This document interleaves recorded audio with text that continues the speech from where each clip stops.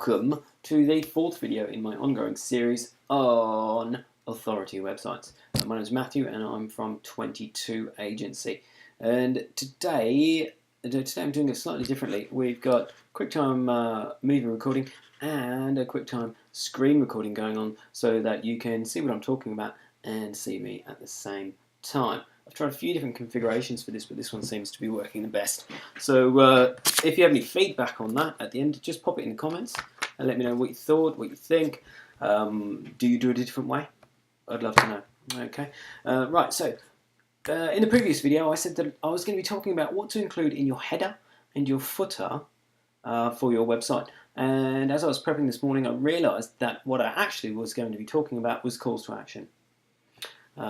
So discussing one of the 5 elements. So that's what I'm going to do in my next videos. The next 5 videos, I'm going to talk about the individual elements of an authority website, which are focused niche, lead magnet, calls to action, and sharing valuable content.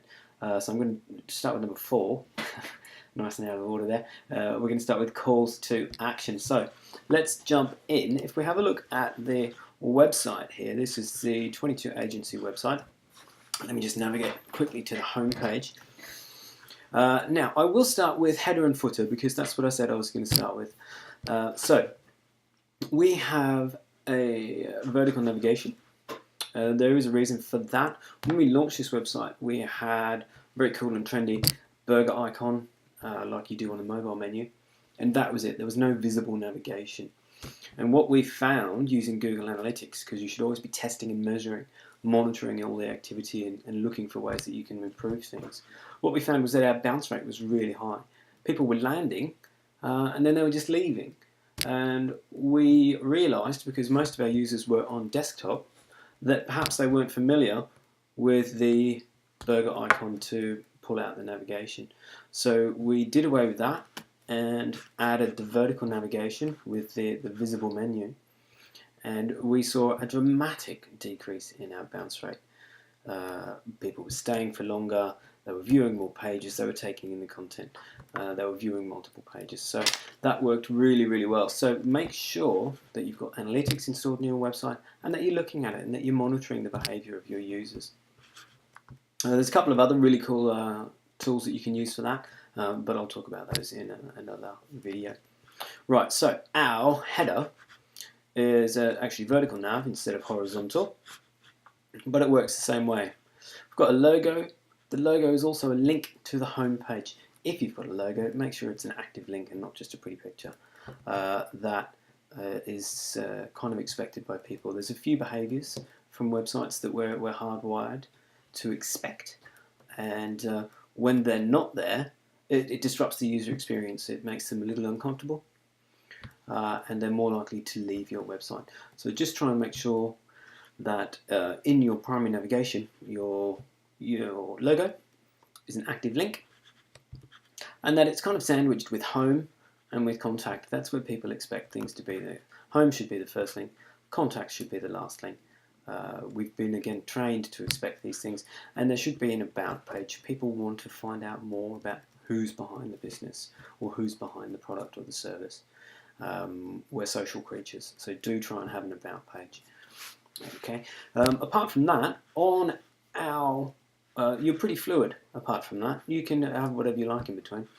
We obviously have got our approach, websites, other clients that we work with that aren't accountants. We've got a resources page, we've got a blog feed, and we have a call to action, which is a free webinar. Now, the free webinar is an amber stage call to action. If you remember, I mentioned the traffic light method that we've developed to identify where prospects are in the customer journey. The free webinar is an amber. So they know they've got a problem and they're doing research on a solution. They're ready to make more of a time commitment to you. So that's what that one is. And we leave it there so it's nice and accessible. People can see that straight away and it will pique their interest. As we scroll down the page, we've got 2 red stage calls to action here where people can find out more about us and about how we do what we do. They're really good calls to action to have on your homepage because you're trying to direct a flow of traffic. You want people to stay on your website, so you need to guide them from one piece of content to the next. Okay, so ideally it's an introduction, and then it will take them on to learn a bit more about you, a bit more about your products and services and how you help people, and then to some more of your content so that they can see you as a trusted authority in your area of expertise, and that you're well positioned to solve their problem. That's what we're trying to do here. It's all about positioning you.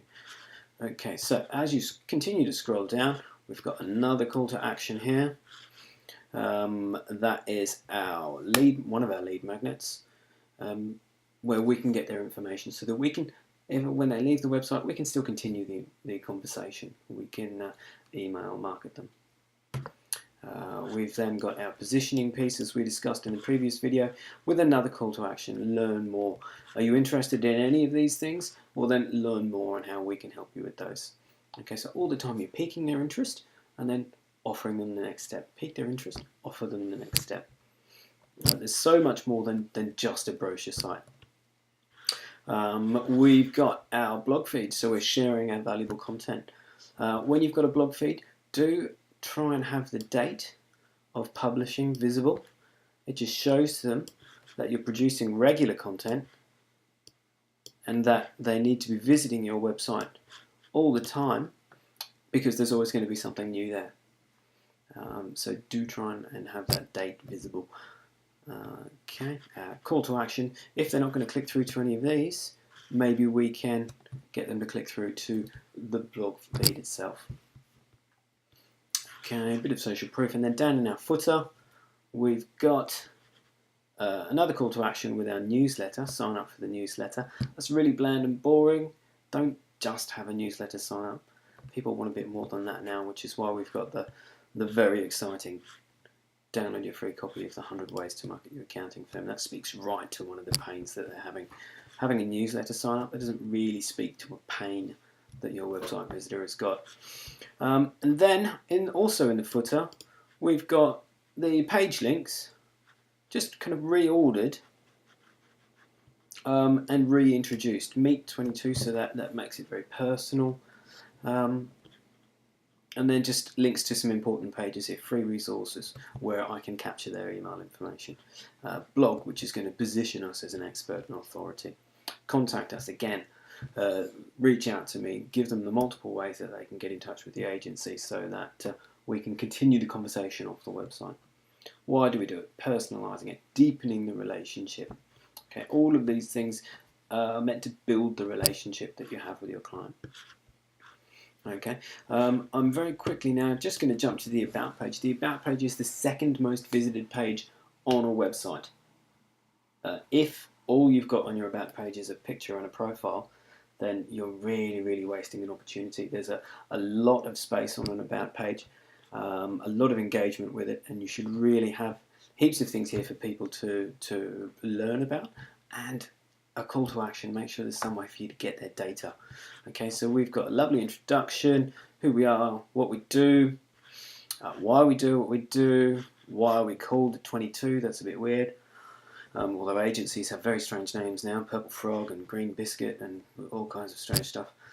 We introduced the team, lots of pictures of faces. Again, it personalises, it deepens that connection and that relationship.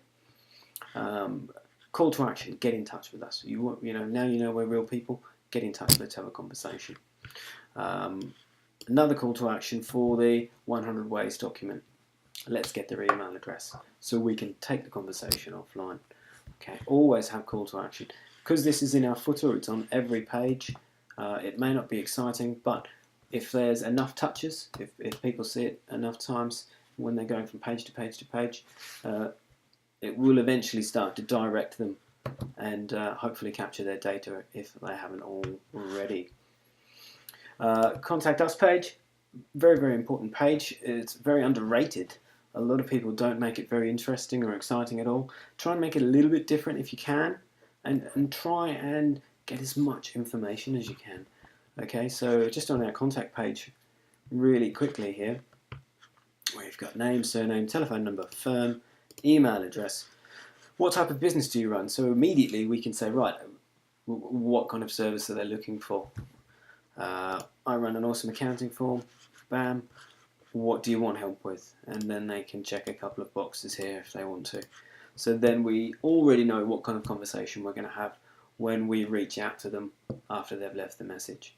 Okay, so try and get as much information as you can. Make it easy though. If I'd had boxes with what can I help you with, and they had to type an answer, it probably wouldn't get filled out. But these tick boxes get filled out, and people often select more than 3 because they decide once it's there, oh, actually, I would like that, I would like that, I would like that. So try and give people as many options as you can.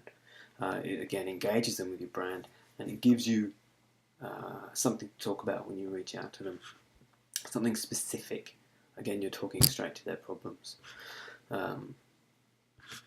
Multiple ways to reach out. Email address, clickable link. If somebody's viewing that on a phone or a desktop, they can click straight and that will open up an email. Telephone number, again, clickable link. Mobile first, guys. Always think mobile first. If somebody's viewing your website on a mobile phone, make sure that they can just press the button and have it dial for them. They don't want to try and copy, paste, call. Just one click. Make it easy. Okay, and again, one click here to our LinkedIn profiles. Just multiple ways that you can reach out to people. All your links should be no follow. Should be blank. Open in a new tab. Because you don't want to direct people away from your website. You want to do something in addition to your website. Okay. So that's kind of the basic call to actions that you should have on your website. We've got the home, the about, and the contact. Some really good, strong calls to action there that are going to get people to take action and take the action that you want them to take. I'll do one final one. I'm just aware that my videos are getting longer and longer, and I'm trying to make them nice bite-sized, so I don't want it to creep too much. Our approach, download the brochure. So that's another way we've introduced how we do what we do. Now have a look and see if the service is what you want. And I think, yeah, that's data capture. So once they've downloaded the brochure, I can then reach out to them in 2 or 3 days and say, hi, you've had the brochure. Are you still looking for clients? Let me help you. And that's it, guys. That is calls to action on your website. Hopefully there's some really good takeaways there for you. I'd love to know what you think. Leave me some comments below. If you've got any questions, again, leave them below. I'll answer them straight away if I can, or I'll just add them into the next video. Okay. Have a good day, guys, and I'll talk to you.